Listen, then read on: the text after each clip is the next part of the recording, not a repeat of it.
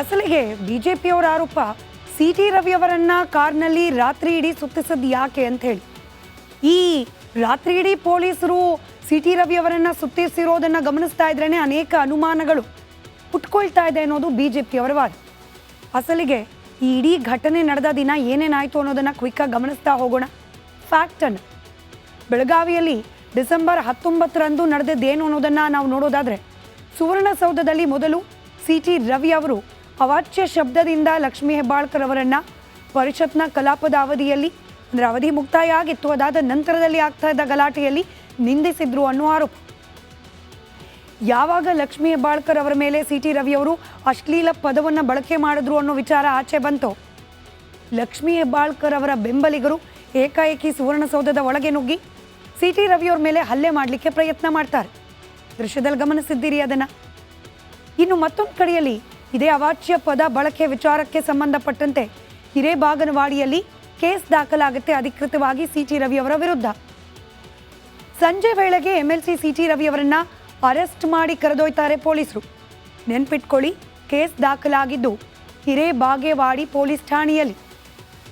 ಸಾಮಾನ್ಯವಾಗಿ ಯಾವ ಪೊಲೀಸ್ ಠಾಣೆಯಲ್ಲಿ ಪ್ರಕರಣ ದಾಖಲಾಗುತ್ತೋ ಅಲ್ಲಿಗೇನೆ ಪೊಲೀಸರು ಕರ್ಕೊಂಡು ಹೋಗಬೇಕು. ಆದರೆ ಸಿಟಿ ರವಿಯವರನ್ನ ಖಾನಾಪುರಕ್ಕೆ ಕರ್ಕೊಂಡು ಹೋಗ್ತಾರೆ. ಇದ್ರ ಬಗ್ಗೆ ಕೂಡ ಅನುಮಾನಗಳಿದೆ, ಯಾಕೆ ಖಾನಾಪುರಕ್ಕೆ ಶಿಫ್ಟ್ ಮಾಡಿದ್ರು ಅಂತ ಹೇಳಿ. ಇನ್ನು ಯಾವಾಗ ಸಿಟಿ ರವಿಯವರನ್ನ ಖಾನಾಪುರಕ್ಕೆ ಶಿಫ್ಟ್ ಮಾಡ್ತಾರೋ, ಖಾನಾಪುರ ಜೈಲಿನಲ್ಲೇ 3-4 ಗಂಟೆಗಳ ಕಾಲ ಸಿಟಿ ರವಿಯವರನ್ನ ಉಳಿಸ್ಕೊಳ್ತಾರೋ, ಖಾನಾಪುರ ಠಾಣೆಗೆ ಬಿಜೆಪಿ ನಾಯಕರು ದೌಡಾಯಿಸ್ತಾರೆ, ಸ್ಟೇಷನ್ ಒಳಗೆ ನುಗ್ತಾರೆ, ಗಲಾಟೆ ಮಾಡ್ತಾರೆ.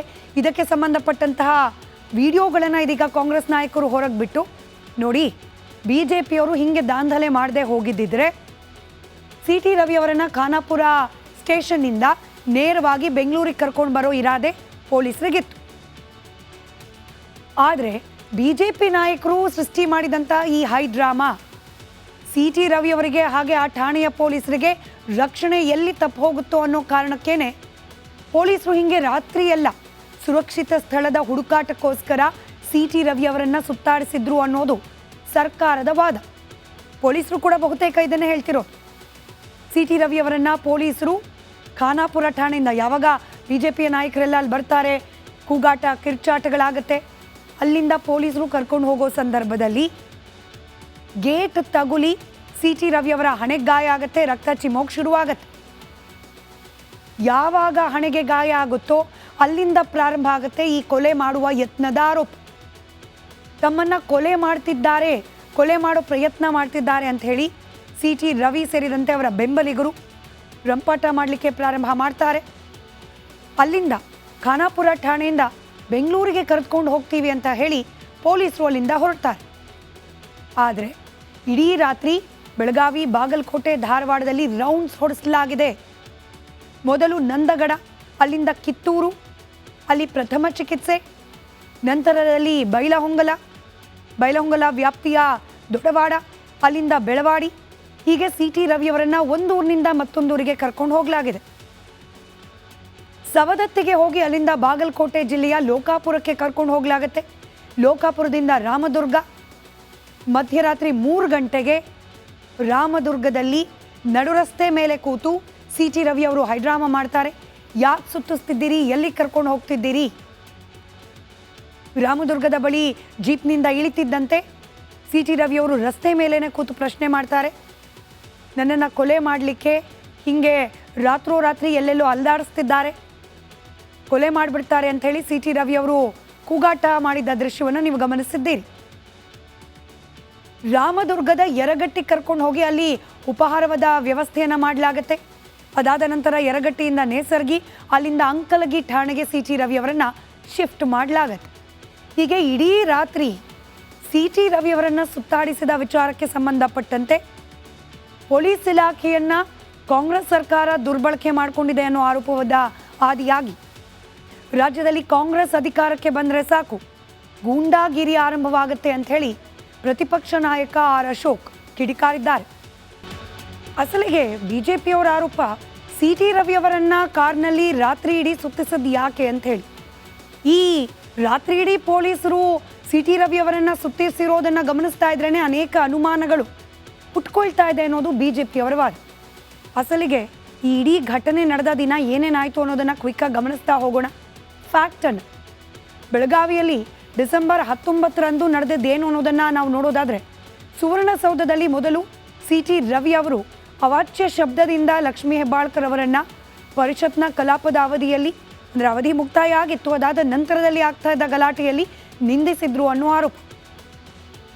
ಯಾವಾಗ ಲಕ್ಷ್ಮೀ ಹೆಬ್ಬಾಳ್ಕರ್ ಅವರ ಮೇಲೆ CT ರವಿ ಅವರು ಅಶ್ಲೀಲ ಪದವನ್ನು ಬಳಕೆ ಮಾಡಿದ್ರು ಅನ್ನೋ ವಿಚಾರ ಆಚೆ ಬಂತು, ಲಕ್ಷ್ಮೀ ಹೆಬ್ಬಾಳ್ಕರ್ ಅವರ ಬೆಂಬಲಿಗರು ಏಕಾಏಕಿ ಸುವರ್ಣಸೌಧದ ಒಳಗೆ ನುಗ್ಗಿ CT ರವಿಯವ್ರ ಮೇಲೆ ಹಲ್ಲೆ ಮಾಡಲಿಕ್ಕೆ ಪ್ರಯತ್ನ ಮಾಡ್ತಾರೆ. ದೃಶ್ಯದಲ್ಲಿ ಗಮನಿಸಿದ್ದೀರಿ ಅದನ್ನು. ಇನ್ನು ಮತ್ತೊಂದು ಕಡೆಯಲ್ಲಿ ಇದೇ ಅವಾಚ್ಯ ಪದ ಬಳಕೆ ವಿಚಾರಕ್ಕೆ ಸಂಬಂಧಪಟ್ಟಂತೆ ಹಿರೇಬಾಗನವಾಡಿಯಲ್ಲಿ ಕೇಸ್ ದಾಖಲಾಗುತ್ತೆ ಅಧಿಕೃತವಾಗಿ CT ರವಿಯವರ ವಿರುದ್ಧ. ಸಂಜೆ ವೇಳೆಗೆ MLC CT ರವಿಯವರನ್ನ ಅರೆಸ್ಟ್ ಮಾಡಿ ಕರೆದೊಯ್ತಾರೆ ಪೊಲೀಸರು. ನೆನ್ಪಿಟ್ಕೊಳ್ಳಿ, ಕೇಸ್ ದಾಖಲಾಗಿದ್ದು ಹಿರೇಬಾಗೇವಾಡಿ ಪೊಲೀಸ್ ಠಾಣೆಯಲ್ಲಿ. ಸಾಮಾನ್ಯವಾಗಿ ಯಾವ ಪೊಲೀಸ್ ಠಾಣೆಯಲ್ಲಿ ಪ್ರಕರಣ ದಾಖಲಾಗುತ್ತೋ ಅಲ್ಲಿಗೇನೆ ಪೊಲೀಸರು ಕರ್ಕೊಂಡು ಹೋಗಬೇಕು. ಆದರೆ CT ರವಿಯವರನ್ನ ಖಾನಾಪುರಕ್ಕೆ ಕರ್ಕೊಂಡು ಹೋಗ್ತಾರೆ. ಇದ್ರ ಬಗ್ಗೆ ಕೂಡ ಅನುಮಾನಗಳಿದೆ, ಯಾಕೆ ಖಾನಾಪುರಕ್ಕೆ ಶಿಫ್ಟ್ ಮಾಡಿದ್ರು ಅಂತ ಹೇಳಿ. ಇನ್ನು ಯಾವಾಗ CT ರವಿಯವರನ್ನ ಖಾನಾಪುರಕ್ಕೆ ಶಿಫ್ಟ್ ಮಾಡ್ತಾರೋ, ಖಾನಾಪುರ ಜೈಲಿನಲ್ಲೇ 3-4 ಗಂಟೆಗಳ ಕಾಲ CT ರವಿಯವರನ್ನ ಉಳಿಸ್ಕೊಳ್ತಾರೋ, ಖಾನಾಪುರ ಠಾಣೆಗೆ BJP ನಾಯಕರು ದೌಡಾಯಿಸ್ತಾರೆ, ಸ್ಟೇಷನ್ ಒಳಗೆ ನುಗ್ತಾರೆ, ಗಲಾಟೆ ಮಾಡ್ತಾರೆ. ಇದಕ್ಕೆ ಸಂಬಂಧಪಟ್ಟಂತಹ ವಿಡಿಯೋಗಳನ್ನು ಇದೀಗ ಕಾಂಗ್ರೆಸ್ ನಾಯಕರು ಹೊರಗೆ ಬಿಟ್ಟು, ನೋಡಿ BJPಯವರು ಹಿಂಗೆ ದಾಂಧಲೆ ಮಾಡದೆ ಹೋಗಿದ್ದಿದ್ರೆ CT ರವಿಯವರನ್ನ ಖಾನಾಪುರ ಸ್ಟೇಷನ್ನಿಂದ ನೇರವಾಗಿ ಬೆಂಗಳೂರಿಗೆ ಕರ್ಕೊಂಡು ಬರೋ ಇರಾದೆ ಪೊಲೀಸರಿಗಿತ್ತು.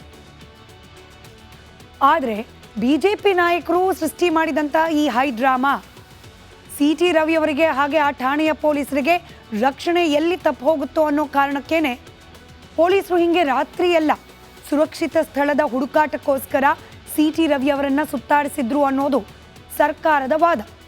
ಪೊಲೀಸರು ಕೂಡ ಬಹುತೇಕ ಇದನ್ನೇ ಹೇಳ್ತಿರೋ.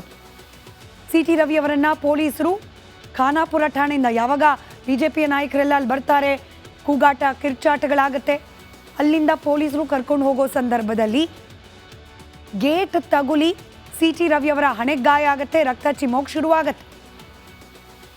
ಯಾವಾಗ ಹಣೆಗೆ ಗಾಯ ಆಗುತ್ತೋ ಅಲ್ಲಿಂದ ಪ್ರಾರಂಭ ಆಗುತ್ತೆ ಈ ಕೊಲೆ ಮಾಡುವ ಯತ್ನದ ಆರೋಪ. ತಮ್ಮನ್ನ ಕೊಲೆ ಮಾಡೋ ಪ್ರಯತ್ನ ಮಾಡ್ತಿದ್ದಾರೆ ಅಂತ ಹೇಳಿ CT ರವಿ ಸೇರಿದಂತೆ ಅವರ ಬೆಂಬಲಿಗರು ರಂಪಾಟ ಮಾಡಲಿಕ್ಕೆ ಪ್ರಾರಂಭ ಮಾಡ್ತಾರೆ.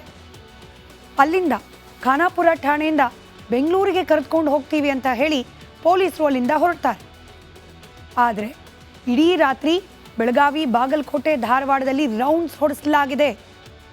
ಮೊದಲು ನಂದಗಡ, ಅಲ್ಲಿಂದ ಕಿತ್ತೂರು, ಅಲ್ಲಿ ಪ್ರಥಮ ಚಿಕಿತ್ಸೆ, ನಂತರದಲ್ಲಿ ಬೈಲಹೊಂಗಲ ವ್ಯಾಪ್ತಿಯ ದೊಡ್ಡವಾಡ, ಅಲ್ಲಿಂದ ಬೆಳವಾಡಿ, ಹೀಗೆ CT ರವಿಯವರನ್ನ ಒಂದು ಊರಿನಿಂದ ಮತ್ತೊಂದೂರಿಗೆ ಕರ್ಕೊಂಡು ಹೋಗಲಾಗಿದೆ. ಸವದತ್ತಿಗೆ ಹೋಗಿ ಅಲ್ಲಿಂದ ಬಾಗಲಕೋಟೆ ಜಿಲ್ಲೆಯ ಲೋಕಾಪುರಕ್ಕೆ ಕರ್ಕೊಂಡು ಹೋಗಲಾಗುತ್ತೆ. ಲೋಕಾಪುರದಿಂದ ರಾಮದುರ್ಗ, ಮಧ್ಯರಾತ್ರಿ 3 ಗಂಟೆಗೆ ರಾಮದುರ್ಗದಲ್ಲಿ ನಡುರಸ್ತೆ ಮೇಲೆ ಕೂತು CT ರವಿ ಅವರು ಹೈಡ್ರಾಮಾ ಮಾಡ್ತಾರೆ. ಯಾಕೆ ಸುತ್ತಿಸ್ತಿದ್ದೀರಿ, ಎಲ್ಲಿ ಕರ್ಕೊಂಡು ಹೋಗ್ತಿದ್ದೀರಿ?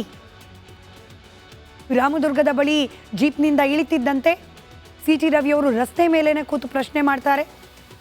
ನನ್ನನ್ನು ಕೊಲೆ ಮಾಡಲಿಕ್ಕೆ ಹಿಂಗೆ ರಾತ್ರೋರಾತ್ರಿ ಎಲ್ಲೆಲ್ಲೋ ಅಲ್ದಾಡಿಸ್ತಿದ್ದಾರೆ, ಕೊಲೆ ಮಾಡಿಬಿಡ್ತಾರೆ ಅಂಥೇಳಿ CT ರವಿಯವರು ಕೂಗಾಟ ಮಾಡಿದ ದೃಶ್ಯವನ್ನು ನೀವು ಗಮನಿಸಿದ್ದೀರಿ. ರಾಮದುರ್ಗದ ಯರಗಟ್ಟಿ ಕರ್ಕೊಂಡು ಹೋಗಿ ಅಲ್ಲಿ ಉಪಹಾರದ ವ್ಯವಸ್ಥೆಯನ್ನು ಮಾಡಲಾಗುತ್ತೆ. ಅದಾದ ನಂತರ ಯರಗಟ್ಟಿಯಿಂದ ನೇಸರ್ಗಿ, ಅಲ್ಲಿಂದ ಅಂಕಲಗಿ ಠಾಣೆಗೆ CT ರವಿಯವರನ್ನ ಶಿಫ್ಟ್ ಮಾಡಲಾಗತ್ತೆ.